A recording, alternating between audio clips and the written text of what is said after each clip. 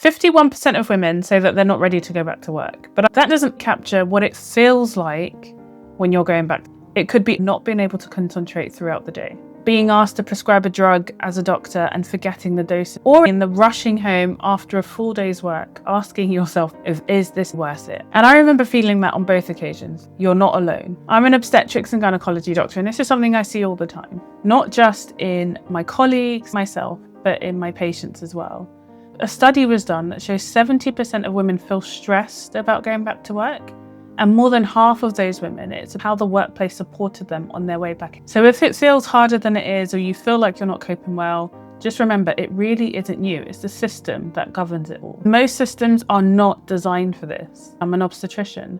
And I remember during pregnancy, not feeling really well supported, even though we look after pregnant women, and going back to work, feeling really unsupported. It was really shocking to be on the other end of that. But I've seen it across other professions too. So you might read a lot of advice online about how to go back to normal, and that's just BS, because there is no normal. This is now your new normal. The reality is that you're just not the same person you were before you had the baby. Your identity has shifted. And I have a video on matrescence which discusses that. Your social network has probably shifted as well. I also have a video on loneliness that women feel after having babies. There has so much change that has gone on that this idea of normal is a fallacy, and it shouldn't be something that we're trying to get back to. We should be creating a new version of normal for us. Instead of feeling, how can I get back to normal so that I can get back into the workplace? What you need to do is, how can I start my career afresh with all these other new things that I have to juggle? And if you want more real and honest conversations like this, subscribe to this channel.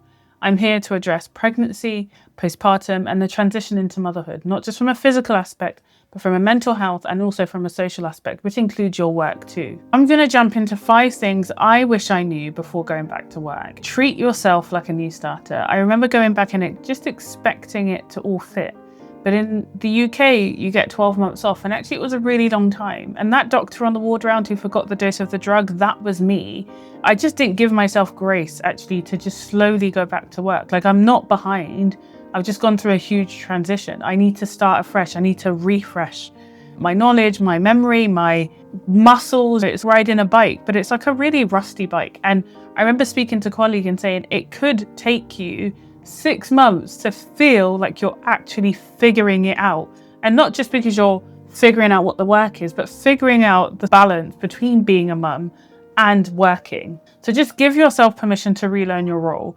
Even though you have to go easy on yourself, you also have to remind everyone that you've had time out. So communicating really early with your line manager, with your colleagues, that you've not just gone on a 2-week break. I read a Reddit conversation where someone was like, their manager didn't even say welcome back, or someone just expected them to get on with it. And this is what the expectation is around you, but you have to communicate. I have been out of work for X amount of time. I am rusty, because don't lie, we're probably still quite sleep deprived. And communicating, and even over communicating to the extent that they really understand where you're coming from, but also telling them what you need. So do you need phased return? Do you need flexible working? As a doctor, I was able to return to work less than full time. And that's really important. Being really clear on what you want to help you through that transition period. Obviously, it's never that easy. And some people will ask for flexi working and they'll get turned down. But sometimes, and I have heard stories from other mum friends where you push and you persist, and there might be a compromise in the middle that might just work for you. You'll see online that you try and catch up on everything you've lost. If you've been out for 12 months, the company may well have changed, their priorities may have changed, they might have new guidelines, new updates. You actually cannot catch up on everything, but think about what's most important for your role. Think about what's most important for your day-to-day work in the first few days of work, and try and catch up on that. So I've worked as a return to work facilitator in the past, and we would put on a day or 2 where you go over the theory, figuring out their work schedules, and there's always a session on like clinical changes in the last 12 months. And it's really nice going into work knowing that, oh yeah, I was told to read that one guideline, that's the thing that's specific. Don't stretch yourself too thin, don't have unreasonable expectations of yourself, but catch up on things that are relevant to the role that you're returning to. A lot of the issue that I've seen is that if you don't know something exists, you don't ask for it. When I first came back maybe 8 years ago, there wasn't a structured way of phased return. And then when I went back 4 years ago, I asked for a phased return, and I was like slightly strongly encouraged to not use it. Oh, you don't need it. Of course, we'll support you. And of course, they didn't support me in the same way that a phased return would have done. So I'm quite strong now on actually advocate for what you need, because there were definitely days that I felt alone. And if I'd had that phased return, it would have felt better. Sometimes it's not using your voice loudly enough like I did. And other times it's not knowing that it exists. So you're not knowing that it's actually in the policy document in your company, and making sure that you can go through it. Because unfortunately, although support should be structured, in a lot of companies and in a lot of places, it's just not a structured support on your way back into the workplace. And it's really important to find someone that you trust and that you can communicate with. So I remember when I went back in the first month, I'd seen a case that I was really worried about, but I'd gone back at a middle grade level. So I had people working under me. I also had the consultant that I could escalate to. So I came across a few cases that I felt were quite tricky in a unit that I hadn't really worked in before I went on maternity leave.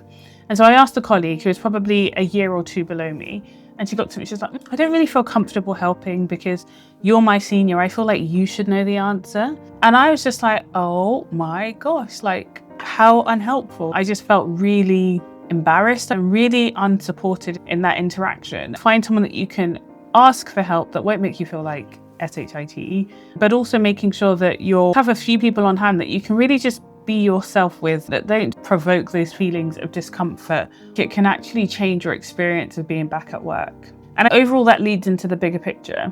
Pregnancy, postpartum, transition into motherhood is a huge shift in your identity. And when you're going back to work, you want it to be as seamless and as supported as possible, because you have had so many other transitions. But actually going back to work is a whole new added transition on top of all the previous ones. And it's the place where workplaces lose women. Like, the retention rate after maternity leave is low.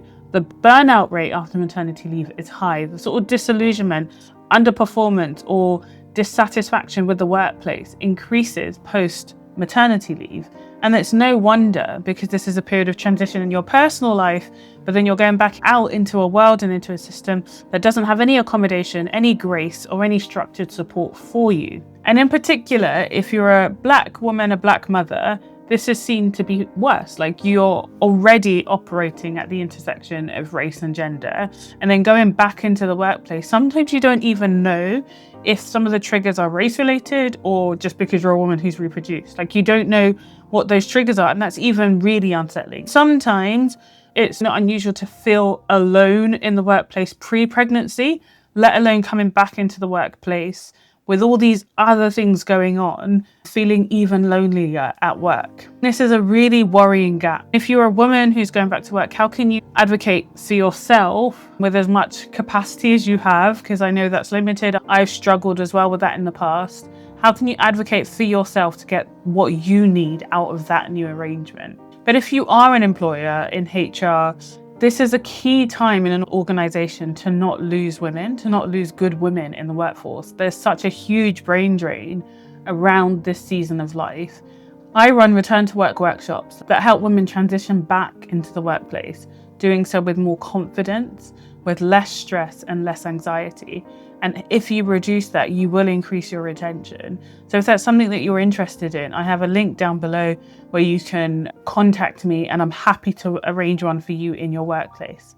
And if you're a woman who's just newly had a baby and you've come on to this sort of prepping already for going back to work, don't neglect your physical health. I've created a postpartum guide that will highlight you to the red flag symptoms that mean that you need to go and see a doctor as soon as possible. And you can also find that link down below. I've parroted on about the importance of this transition period into motherhood. And I have already mentioned that the identity shift that happens in motherhood in the postpartum period transcends the workplace. It transcends your physical health, even your mental health. And the words that we use for that is matrescent. So I have a video on that. Go and watch it to really understand, if it speaks to you, what's going on for you in this season of life. If you've enjoyed this content, you like this sort of honest, holistic approach to recovery postpartum, make sure you subscribe to this channel, because I'm not just here for your mental health or your physical health, but also your social well-being and how you can thrive in this season of life. Until my next video.